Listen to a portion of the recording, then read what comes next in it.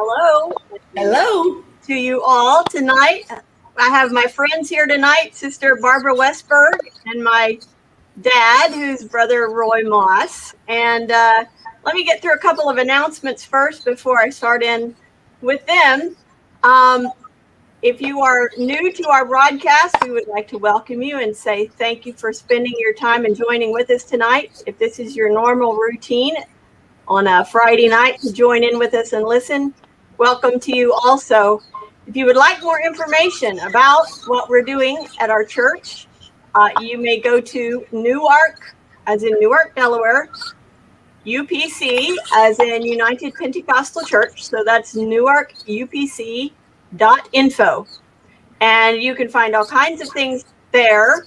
The thing I want to feature tonight is if you click on the general information card, you can submit feedback and questions. So if you always have felt like you had something to say and nobody was ever listening to you, just go in there and type it out and we will get it and read it and see what we can do to help you with it. Or maybe you just say everything's wonderful. We like those kind of feedback too. I do have one announcement, which is there will be no Friday Night with Friends broadcast next Friday night. So let me repeat that because that's very different than normal. We will not be having a Friday Night with Friends next Friday evening because there's a special event in Milford called by Brother Andrus, who's the outgoing district superintendent. And so the pastoral team members all have that conflict. So no Friday Night with Friends next Friday night. I do encourage you to have your own little Friday Night with Friends and call a friend or text them and say, hey, I haven't talked to you in a while. How about we chat? And so each of you can have your own little Friday Night with Friends next week on Friday. And I'll try to remember to say that at the end too. And you'll be hearing that probably more than you want to over the next week. But next Friday night, you have no broadcast. Tonight, I have two special guests on with me. They're very special. One of them you are quite familiar with seeing, my daddy. Roy Moss, but what most of you don't know about him is that he is a writer. He has worked for Word of Flame Press, which is our the press for United Pentecostal Church, and he's done writing of Sunday school lessons. He's edited literature there. He has written on the adult level and on the children's level. He has written a book published. He has been the editor of a district paper, and he is my daddy. So you might hear me call him daddy, and that's why, because he is. But I'm proud of him, and some of those things you might not have known about him. So you didn't know he was famous, did you? Our special guest tonight is Sister Barbara Westburg, who is a dear friend. Also, she's known me as long as I've been here. Not in Delaware, but here on Earth. So she's known me longer than I've known her. And she is also a VIP. She's a very special person who was on the staff at the same Word of Flame Press for over 30 years, doing different things there as just a writer, an editor on different levels. She was the overall children's editor, overseeing all the children's literature for a while. She was involved in what it was called Kids Power Hour, which is kind of a children's church curriculum. She also has written several books, and you might want to check out her latest book. It is available on Amazon, and it is called Stories of the Supernatural, 70 Present-Day Miracles. So let me say that again. You can see her name there on the screen. You can go to Amazon. I won't be offended if you do it right now. And buy her book. It's called Stories of the Supernatural, 70 Present-Day Miracles. And honestly, I haven't read it, but I know that if she wrote it, it'll be good. And you might even see on Amazon a few other books she's written. And everything Sister Westburg has ever written that I've ever read, I recommend. And I know she's an awesome person. So tonight, we're going to talk about writing. Just all kinds of things with regard to writing, because I know there are some people listening who probably have a gift for writing, or at least like writing, but you haven't known what to do with it, or you wish you could do more with it, but you don't know what to do, or maybe you just have wondered, what is it that writers do? So that's what we're doing tonight on Friday Night with Friends. So let me ask you first, Sister Westburg, and I'll ask questions back and forth to both of you, and we'll just get some three-way conversation going here. But how did you get started in writing? Did you write as a kid? How did you get started, and how did you know writing was your thing? Well, as a child, I read and read and read, but I did not think of being a writer. I thought of being a teacher. Oh. That was my dream. So when I was a teenager, probably about 16, I started helping the editor of The Beacon, who was Reverend Leo Fott at the Claymore Church. And what I did was roll the beacons. And that was back when they were mailed out. And you had to roll them up. And that was, I guess I got printer's ink in my blood when I was doing that. The Beacon was the Oklahoma District paper. Right. Well, it wasn't a paper, but it was like a magazine. Yeah. So he was the editor, and you were his helper. Yeah, a district paper. And so I wrote a couple articles for that, and they published them, probably because they didn't want me to quit rolling papers. So that, and then the United Pentecostal Church started developing their own Sunday school curriculum, and they had take-home papers which wanted. Oh, wait a minute! I need to. Then I worked with the Beacon and wrote a column in the Beacon. And then Brother W.C. Parkey asked me to write the junior curriculum for some camp material that he was doing. Then after that, the United Pentecostal Church started Word of Flame, and they had some openings for freelance material. So I started sending in stories for the take-home papers, which they used to have. Yes. And that led into writing lessons, and one thing led to another. And over the years, it just developed. So how old, if you remember, not rolling, well, you can tell me that too, but how old were you when you did your first published anything? Probably 16. Okay.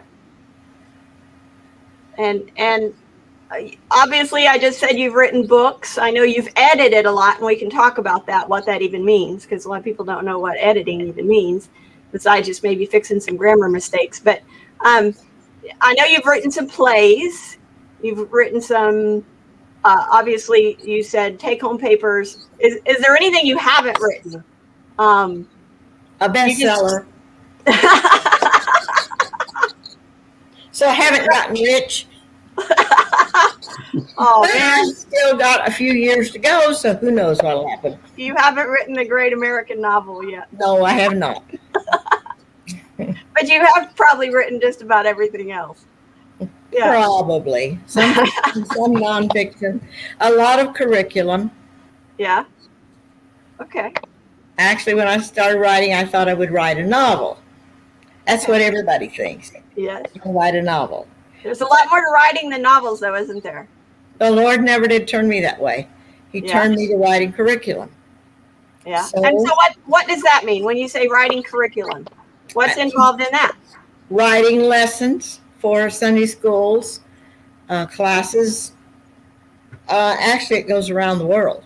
It's mainly for the United States and Canada, but it does. Missionaries do use it too. Yes. So there's several different levels, and you just write the lesson. You decide what the visual's going to be, what the workbook's going to be, how it's going to all fit together. And as a writer, I just would write what was assigned me. As an editor, I was responsible for making the outline for each quarter. Okay. So what the lessons were going to be. Right. So you and probably some, how much head did they give you about setting out, okay, this quarter is going to be about Elijah and Elisha, and this quarter, did you get to decide all that, or was there like a committee? No, we had what's called scope and sequence, where all of the editors meet together, and every level has to fit together, so you don't do a lot of repetition. Right. And every subject, every Bible story is covered. The subjects are covered, and It has to be coordinated. It would be coordinated on a, let's see, it was a 3-year cycle at first.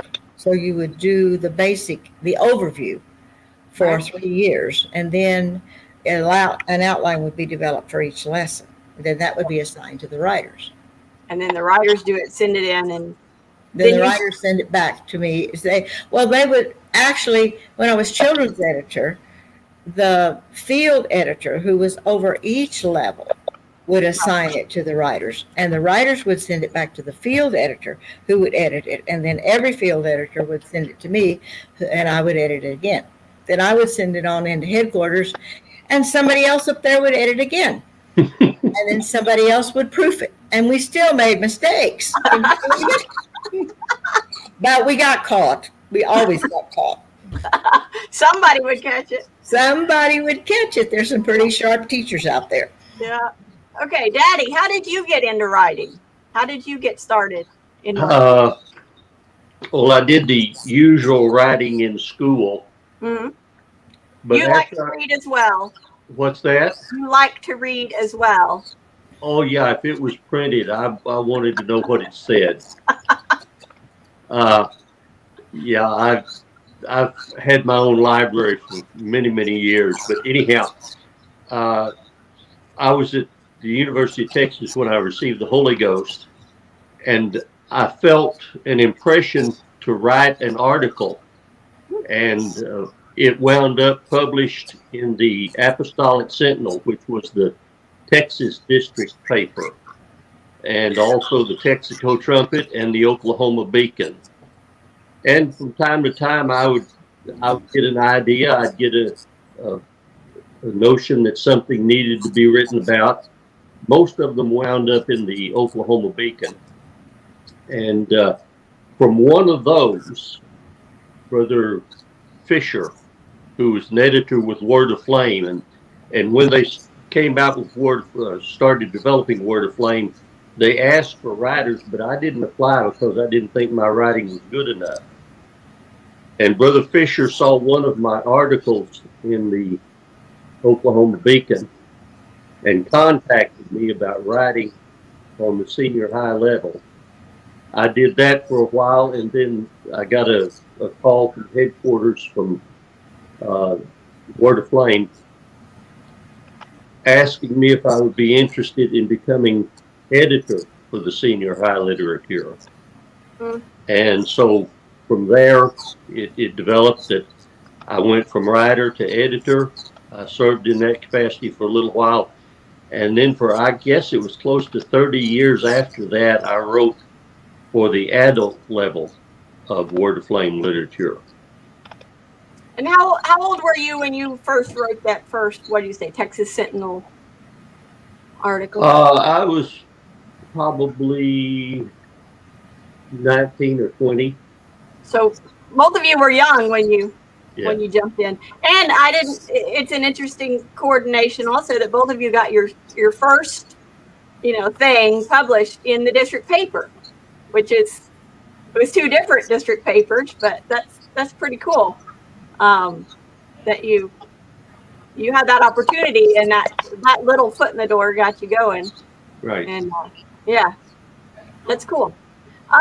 So I'll come back to you, Sister Westburg, and ask you what is your you talked about doing curriculum and all the different things. What's your least favorite part of writing, just in general?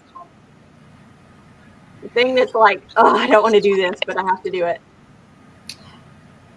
Well, I like it all. You do? Yeah, I do. The research, the developing of the idea, maybe the rewriting is probably what I like the least, and what most writers like the least, because every word is precious, and you hate to start cutting your precious words out. Your babies, yeah. You have to do that. If you hadn't wanted it that way, you wouldn't have put it that way, right? If God hadn't told me that, I wouldn't have wrote it like that. I wouldn't have written it like that. Editing doesn't count in speech, right? We will oh, yeah. Oh, that's awesome. And is there any part, in school they teach you these are the steps of writing? Is there any, you have to do the note cards, and then you used to do the library, the card catalog. Now they have Google, but you find your books and you write on note cards, and then you make your outline, and then you do your free writing. Do you do that kind of a thing? What does writing look like for you? How you talked about getting an idea? It's mainly in my head. I have an idea that this is where I would want to start. This is where I would want to end. And this is basically what I want to say. But there's a few times that when I'm writing something without an outline that I will make an outline, but it's not a standard practice with me. So you do it. And that's great. I mean, it's great because we have the computer and we can cut and paste and move things around, which I do a lot. I mean, I went to a Oklahoma Writers Association convention, and there was a lady that spoke. This is what I like to tell every writer, okay? And she was writing historical novels, nothing spiritual, but as she talked, she said that you can't use, and there may be some difference of opinion on this, but she said you can't use both sides of your brain at once. You're either analytical or you're creative. And so she said, if you're writing, what you do, you're creating something. You just write it. You write it like you're thinking it. Don't worry about sentence structure. Don't worry about grammar. Just write it. And then you switch hats and you come back and you use the other side of your brain and you edit it. And it made a lot of sense to me because I talked about the Spirit of the Lord is creative. And when the Spirit of the Lord moves on us and helps us to write, then that's flowing and we write it. Now, I'm not saying God gives us every word. I'm saying we have to edit it. We have to work on it. But the idea is there, and it's the flow of the Spirit. And then when you come back, you edit it. And if you try to edit as you write, you just really complicate the process and you kill your creativity. And another thing that she wasn't making it spiritual at all, but this is the way it clicked in my mind. And she said that you can't be creative and analytical at the same time, and critical, she said. You can't be creative and critical at the same time. And I thought, even when you're criticizing yourself or other people or whatever, and I thought, sometimes when we have writer's block, we need to do a little soul searching. What's my spirit like? Has a critical spirit developed in me that has caused the creativity of the spirit to stop flowing? So maybe I need to pray a little bit, and then the spirit will flow. I can write. Because you can't be creative and critical at the same time. I found that to be very true. I don't get onto that. But anyway. I appreciate that. I'll have to work on that because I do a lot of backspacing. Even when I'm trying to be creative, that didn't sound right. So I probably just need to do more of a get it out on paper, and then go back and keep them separate. Yeah, that's then good. Edit it yourself. Edit it. Yeah, I like that. Daddy, is there anything? I think I know the answer to this. But is there anything you do that's not what they say to do? Nearly everything. So what does writing look like for you? Writing looks like, many times nothing. I remember when we were first married that I would be sitting on the couch, absolutely still, but my mind would just be in a whirl thinking about something, usually writing, and your mother would see I was not doing anything, and that's a condition that it's just normal. I need to be doing something. And so she would have a task for me to do, and I would do whatever it was, take care of the situation, and then go back and sit down in the same place and settle. And it took a while for her to understand that in those situations that I'm really doing something. But I will generally think the thing through and then write. And I do very little, well, I do editing, but I do very little changing during the editing of what I have done. Because, as you say, I wanted to say it that way in the first place, and I had thought it out beforehand. So maybe I'm not as creative as I ought to be, or I do it in a different way. But yes, and that's why I asked, because you do have to find, as your writer and as a homeschool mom teacher, I have 5 different kids and they all do it different. Mm-hmm. But that doesn't mean that it's wrong or that they, one needs to do it like the other. I'll make them try different things. And I don't want them just, turning in sentence fragments and run-ons and stuff. But everybody's different, and you have to find your kind of thing. And I have been frustrated of all the curriculum as far as homeschooling. I've been most frustrated trying to find a writing curriculum, because I think it is a very personal thing.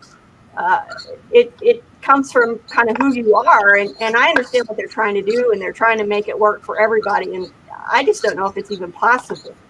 But I do try to get them all writing on something, on all kinds of things, and whatever it is, write about it, and that seems to have worked pretty well. But it's a very unique, personal thing. So, the saying is that you have to know the rules to break the rules. Yes. And I break a lot of rules, and I find that writers like Max Lucado and some of the better known names, they break the rules. Yes. But if you have to know them, you can handle it. Yes. Yeah. It's a very personal, creative thing. Yes. And know what your kind of context is, if you're writing formally or informally. Is it dialogue? Is it, that kind of thing. What's your favorite thing, Sister Westburg, that you've ever written?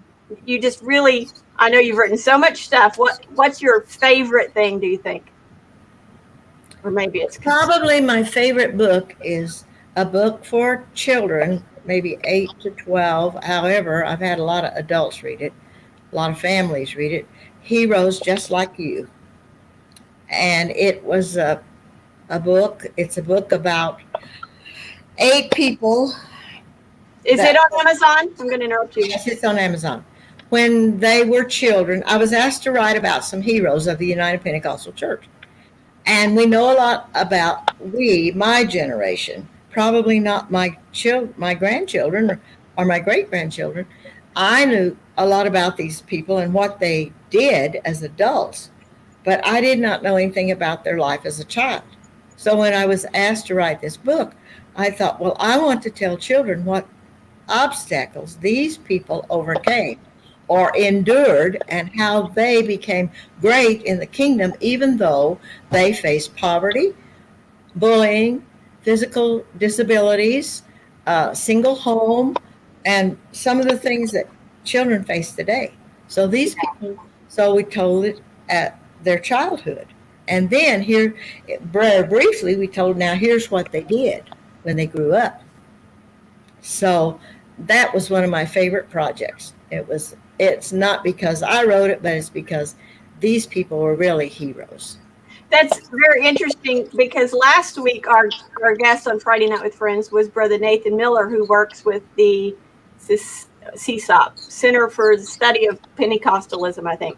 And he does a lot of the research and, passing on to your children and that kind of thing. So it fits hand in hand with what he talked about last Friday night about Azusa Street and, knowing where we came from and passing it on to our kids. And that's another thing that I feel very good about, and Brother Moss probably does too, is the history of the Oklahoma District claiming the land. because he was part of the committee and we worked together. There were a number of us to compile all that history, and it turned out a beautiful book, I think. Very good. Very I good. have seen that. I think I might even happen to have that. It's you So- happen to have it? I would hope you have it. I think I happen to have that. I think it was gifted to me, actually. Okay. So you enjoy, I see a theme in there. You like both of those things you mentioned have to do with history and digging things out, the story behind the story, that kind of thing. You seem to enjoy the research of that and sharing that with others. Is that an accurate thing to say? Yes, there was a time when I had no interest in history. Actually, probably when I was asked to help with the history of the Oklahoma District is the first time that interest was stirred in me. Okay. And now it's of course, as you get older Yeah. and most of your life is behind you, then you become more interested in what's back there. Well, When and you're young, you're looking ahead of you. You look ahead. You're not interested in history. well, and I have actually, I like to do a genealogy in my spare time. That's my fun hobby right now. And so, Good for you. but I always do encourage people to write their history or drag the history out of their parents and grandparents if they haven't written it down. One of the best things I ever did, and it was a fluke, but my grandpa, right after my grandma died, so it had to have been, she died and then a year later he died. So it must have been this tiny little sliver of window right before he passed away unexpectedly.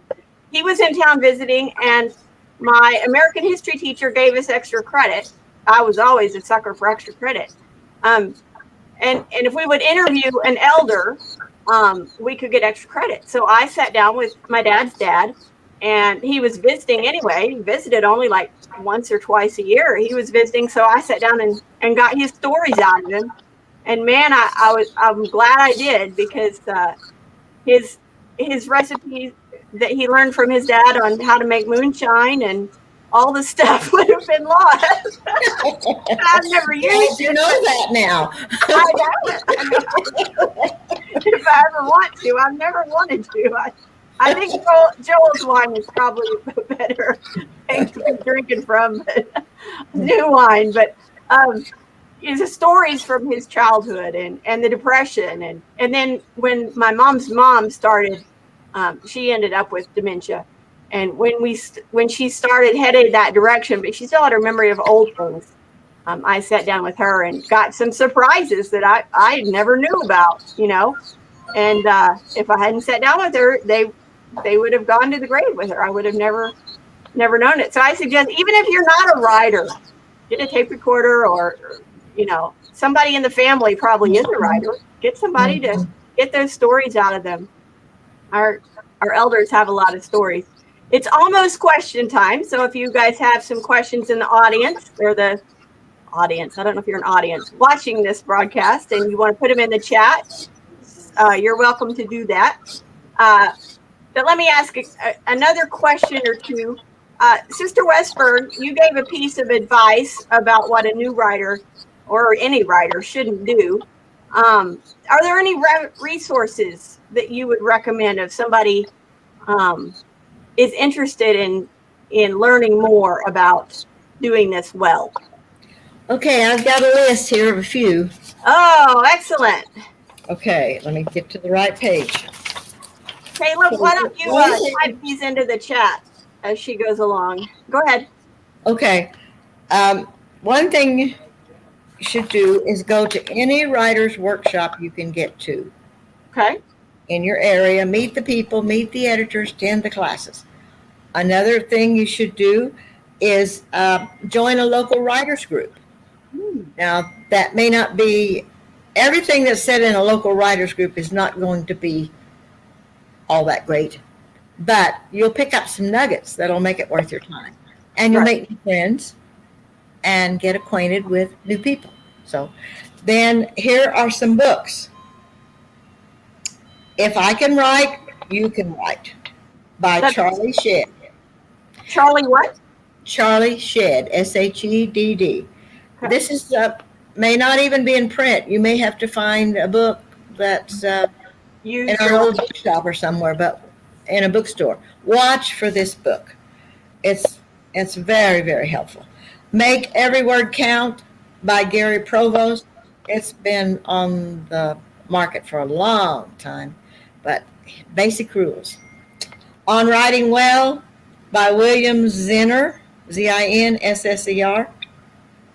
And one more, Thinking for a Change by John Maxwell. Those are good books that will give you basic things. And of course, everybody should have Shrunk and White Elements of Style at hand all the time. With your grammar and your punctuation, your sentence style. Yeah. So, this is basic rules.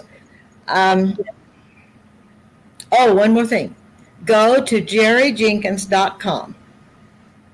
Jerry Jenkins is the co-author of the Left Behind series. Mm-hmm. He has a writers group, and he has writers classes. They're kind of expensive, but oh man, he gives you critiques, and it's awesome. And even if you don't want to take his sessions, if you just want to sign up, he will send you emails with writing tips, excellent writing tips, and it won't cost you a penny. Cool. Another thing is I have what I've gathered, what I call nuts and bolts of writing, and it's just a list of, I don't remember how many things that I've picked up from some of these books and from Jerry Jenkins and from a lot of other places, and it's very condensed, bulleted tips, like watch for there is and there are and it is and it was, because that's usually a sign of a passive sentence. You can usually rewrite that sentence. And my main advice to new writers is cut. And it's, let me see, it's in the New Living Translation, the New Living Version. No, NIV, New International. New International, okay. Ecclesiastes 6:11 says, the more the words, the less the meaning. And how does that profit anyone? Wow. That's my motto. The more the words, the less the meaning. And how does that profit anyone? People don't want to read long, lengthy, verbose writing. They want you to say it. Say it. Use strong verbs and say it. I got my first clue of that concept. I don't remember if we were on our way home from Africa or where, but I was watching a documentary. I know it was on an airplane. I was watching a documentary about, and I'd love to find it again, but I don't know where it even was, except it was on the airplane. But it was about a person whose job is to write obituaries for famous people.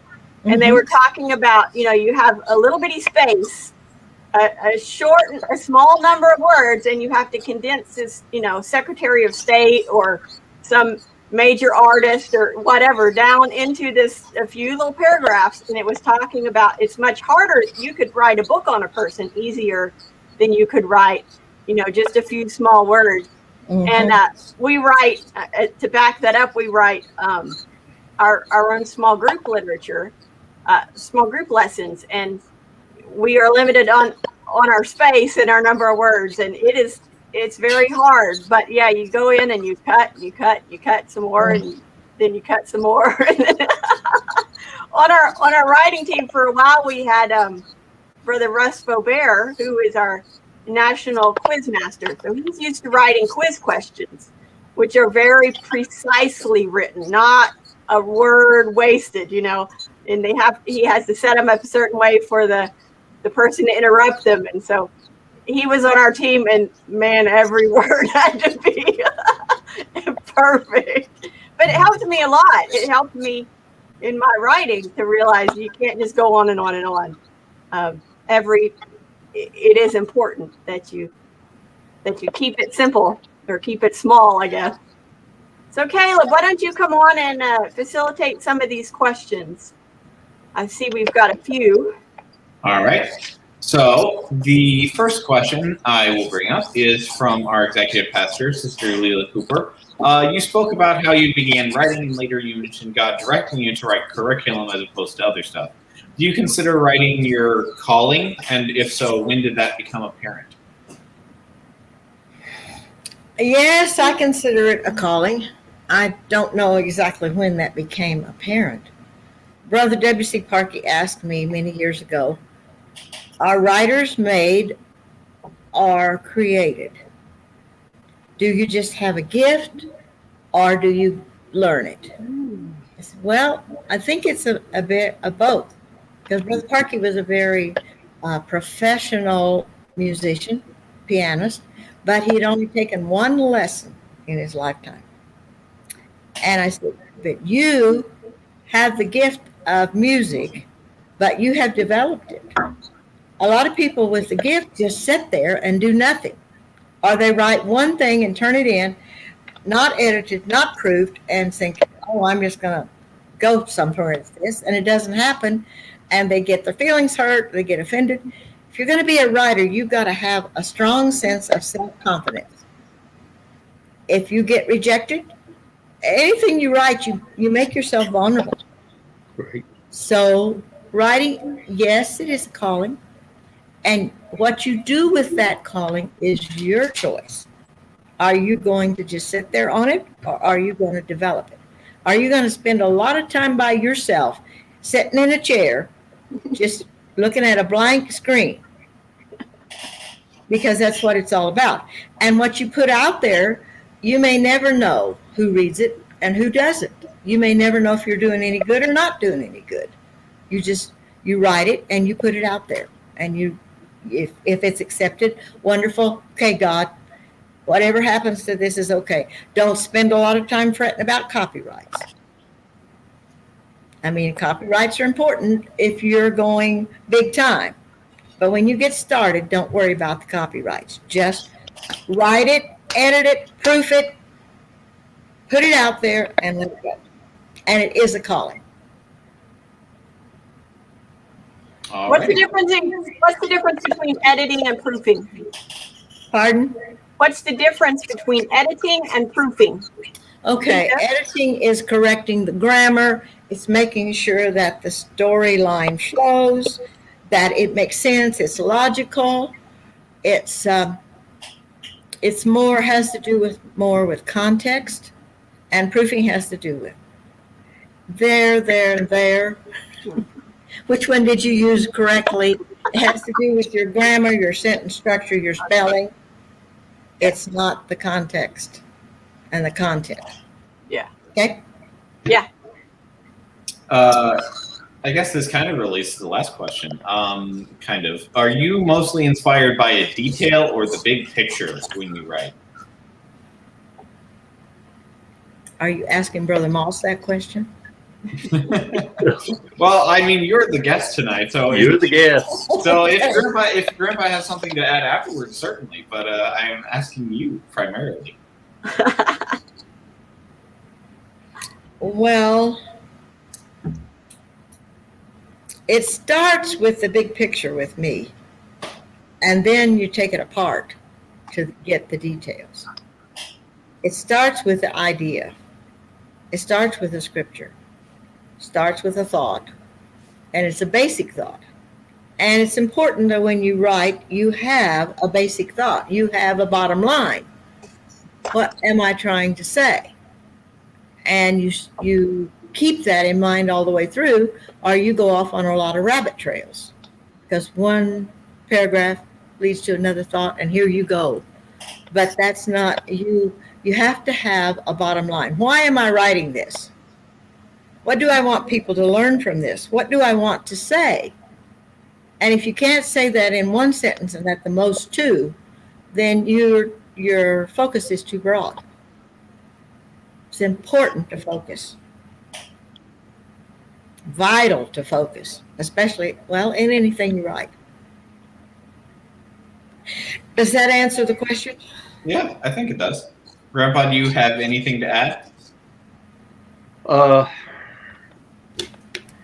When you're writing, You need to write on a topic and not as though you were writing a topic and not as though you were writing an encyclopedia. Yes, sir. You can get lost in details. Yes, you can. And too many details is like having too many chefs in the kitchen. Mm-hmm. It loses its taste. Mm-hmm. I have a question I want to ask Daddy that I just thought of. What is the difference for you? And this is just for you. I'm not saying this is for anybody else, but for you, what is the difference between writing and putting together a sermon? Is it a similar process for you? Yeah, it's a similar process. Both of them, for me, generally take a lot of background work. Yeah. And then thinking it through, and then the presentation. Yeah, whether it's writing or speaking or whatever. Yeah. That's why I asked. I figured it was probably somewhat similar.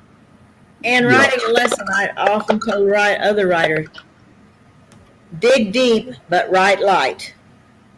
Because we're writing for children. We got to know a whole lot more than we say or than we write, or we will get a history point wrong, a geography wrong. And so you have to, like Brother Moss said, background. You got to know the Bible, and you got to know more than just the Bible. You got to study. There have been many times when I was doing a series, say like on Wednesday night, that I would come in after the service, go immediately to the computer, and start working on the next Wednesday nights, so that I would have time not only to gather the information, but to organize it in my own head and get it ready to present the next week. Yeah. Okay, another question is from a young lady in our church. I write a lot of books, most of which I never finish, but how easy is it for a 14-year-old to publish a book, and how long can it take? Sister Westburg? Well, it's not easy. And you might want to start with something a little simpler than a book. You might want to write a blog. You might want to write a column online for those your age. You might want to write a devotional. And you might want to try doing it online and get acquainted with the writing process. I mean, a 14-year-old can get a book published. I'm not saying you can't. In fact, that leads to another thing. With Amazon, with Kindle digital books, anybody can publish a book about anything in any kind of shape. But that's kind of hopefully not your goal. You want to write a good book. You want it to be polished. You want it to say something. So I wouldn't suggest that you start by writing a book and publishing it on Kindle with Amazon. I'd recommend that you write some devotionals. You have your friends read them. How did you like that? And you have maybe somebody that's not quite your friend that'll be more honest with you about how do you like this? Well, how could I make this better? You have to be open to help and study what's online, what kind of devotionals are already out there. Have you got something to say that hasn't been said 100 times? So a 14-year-old, I say, keep writing. And don't be discouraged, and just keep at it. And when you start something, finish it. And if you don't finish it, put it back in a file so someday you can go back and get it and finish it. What you want to hear or not?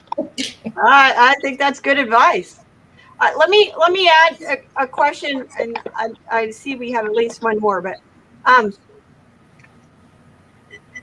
has writing changed? You mentioned blogging, Amazon, Amazon Kindle publishing.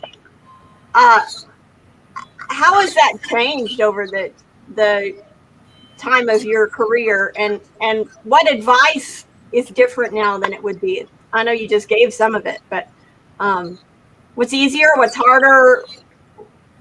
How's it different? Well, we talked about, Brother Moss and I both have talked about the district papers. There are not very many district papers anymore. And the ones, not many of them are even open for freelance writers.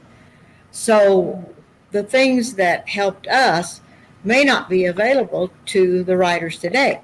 But there may be other things that are even faster, like a blog, or you can start a blog. Anybody can start a blog, but just be sure you've got something to say. And like I said, anybody can publish a book. But please be professional. Please, please work on it. Please don't think you're going to write a book in 3 days and it's going to be published and sold around the world. It's not going to happen that way unless, well, miracles do happen. But chances are that's not going to happen. So in some ways it's easier and in some ways it's harder. But if you're going to write anything for the internet, get online and see what's open. There are places where they have devotionals that they will accept from a freelance writer. You can send it into them before you start trying to write your own blog. Just check what's out there and how it's written, and that'll give you an idea. Oh, this is the way they want this. You have to follow a format. You can't just go by the seat of your pants and write it any old way. If you can't follow a format, you're probably going to be rejected immediately. So I'm not really too much up on writing for the internet. I haven't done a lot of that. I don't know if Brother Moss has done any of that or not. Done just very little, and just on my own page. Haven't been there for a while, but I have got a series of long-standing on leadership that I email. And we get that. And I've done that for years and years and years. And if you can get an email list, maybe of some of your friends, those that are your own age, and begin to write to something, even if it's on a once-a-month basis, and see how that goes. If they keep telling you don't send any more of that to me, well, that tells you need to change it at least. Maybe not quit completely, but figure out a different way to approach the matter. Good way to let your light shine too. Yes. And I'll say everything you've written, if it's a lesson, if it's a skit, if it's an article, if you can't finish it right now, put it in a file. Mm-hmm. And if you have written it, file it, because 3 years from now you might go back and think, this is pretty good. I'm going to work on it a little bit more, and then I'm going to put it. And Brother Moss may someday even put his emails into a book. So that has been thought of. Yeah, don't throw anything you've written away. Keep it, and someday you may say, "Oh, that was a good idea, but it just needs a little tweaking, or a whole lot of tweaking." But it's worth going back and revisiting. I keep a list of thoughts too Yeah, very good idea. that some of them would not work and they would be a flop, but it's kind of brainstorming, It's in my notes on my phone, so I have it with me everywhere, and if I think of something, I just write it down. And maybe 3 years from now it would work. Right. Because the situation changes. Yeah. And the author may need a little tweaking, little Very maturity. Very true. You have to live a certain amount of life to write. Not that I encourage young people to write, but don't be disappointed if it's not published. Just put it back and go back to it later after you've lived a little longer and experienced a few more things. Maybe have a little more compassion and a little more understanding, and come back to it, and it may be a bestseller. You never know. That's right. All right, Caleb. Another question we have, I can't put it up because when my internet crapped out, I lost access to all the previous comments. But one of the questions was, how do you deal with it when you get writer's block? How do you get past that? How do I deal with writer's block? Yes. Well, one thing I do, like I talked about before, is I check my spirit and see if I've gotten a critical spirit, if I've gotten off track in my mind, in my heart. And then another thing, sometimes with writer's block, you have to just walk away from it for a while. I'm not on the right track here. I try to think of a different way to get out of the box. Okay, I started with this subject by saying this, but what if I look at the whole subject and I see something back behind it or something in the middle of it that I have, or a word. I do a lot of jump starting off of words. Just one word may click a lot of things. So sometimes you have to look at it from a different approach. Sometimes you have to give it time. Sometimes you have to check yourself. All right. Another question from the young lady who asked you about writing a book at 14 had a follow-up question. No, She this says, is from her brother. oh, so it is. Sorry. Sorry, Jalen. So Jalen, not Jada, asks, I like to write, but I like to write words with pictures that I draw like a comic book. So do you have any advice that you could give to people who want to become a cartoonist and a writer? Okay, you take some art lessons and you take some writing lessons. And you just keep at it. You keep drawing, you keep writing. But you take lessons and you let teachers that know the subject, they know the field, they know what to do. Let them give you direction on how to do it. But go for it, because young people today are so picture oriented. It's visual. They're getting more and more away from words. They want to see a picture. So cartoonist, you can reach kids that they won't listen and they won't read what I write. So go for it. But be patient. All right. I believe that is actually all of the questions that we have. Well, I have a couple more while people are thinking of some. Let me. Oh, he keeps going away, but he'll be back. Well, I just went away because I didn't think that anything you had to say would concern me. But no, hang on. Let's see. What did I have here?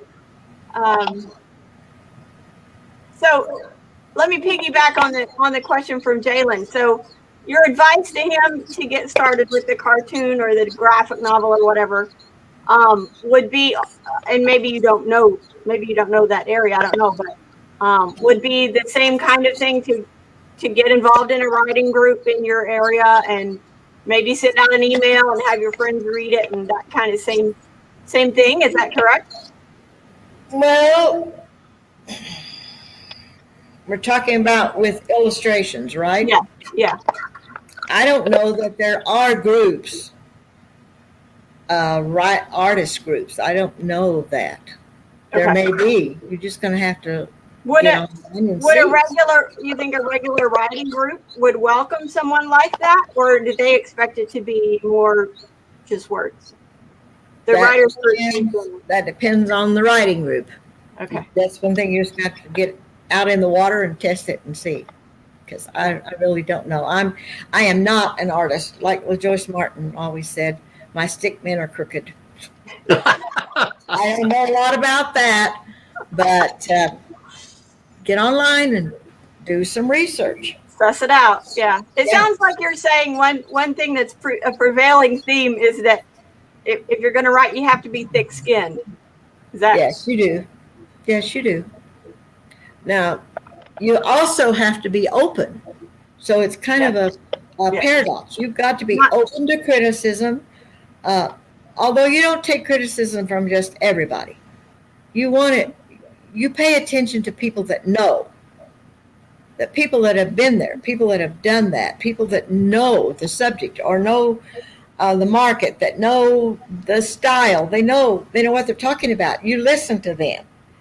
But every Tom, Dick, and Harry that says, I don't believe that and I don't like that, you shouldn't have said that, you should have said it this way, and all, you can't get too upset about that. So not super sensitive and offendable, but open. Yeah. It's Be careful about putting too much credence in criticism from people that you wouldn't go to for advice.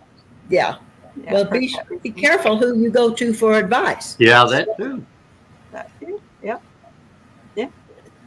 I guess you could put it this way, that you don't want to take criticism on your writing, but you do want to take advice on your writing. Yeah. Or constructive. Make sure your criticism is constructive. Constructive, right. Yeah. And if it's somebody that, writing Sunday school curriculum, you hear from a lot of people. And Sure you do. and at Word of Flame, it was Word of Flame at the time, we would listen. We would carefully consider every criticism that came in. But it had a lot more weight if we got about 10 or 12 letters about the same thing. Than if there was only one person out there that said, well, we don't like that. So you have to weigh it. And if you keep hearing the same thing over and over again, there might be something to it. There's something to it. You need to think about it, and you need to make some adjustments. You need to tweak your style. Right. Yeah. Taylor, you have another question? Yes. So Ruth asked an old question, thankfully, that had disappeared for me. Do you use a template when writing your curriculum? Yes, they give you curriculums. I mean, they give you templates. Yes. We didn't used to do that, but that's the standard now with computers. I started out with an electric typewriter and several bottles of whiteout. But now they give templates. All right, Mom, if you have any other questions. I think that's about it. We can hang out here for a couple more minutes, and then if we don't have anything else, we'll step off. But the one book you mentioned, Sister Westburg, that was, I don't believe we got it in the chat. So Caleb, if you could put it in, Heroes Like Me. Is that what it's called? That's my favorite. It's still available. Heroes Like Me. Just like you. Heroes just like you. See, so it's to the writer saying these people were just, they became heroes. Right. Okay. One question that I could ask of you, Sister Westburg, is what is the thing that you are and have been proudest of ever writing? Proudest of ever writing. That I've been proudest of writing? Yes.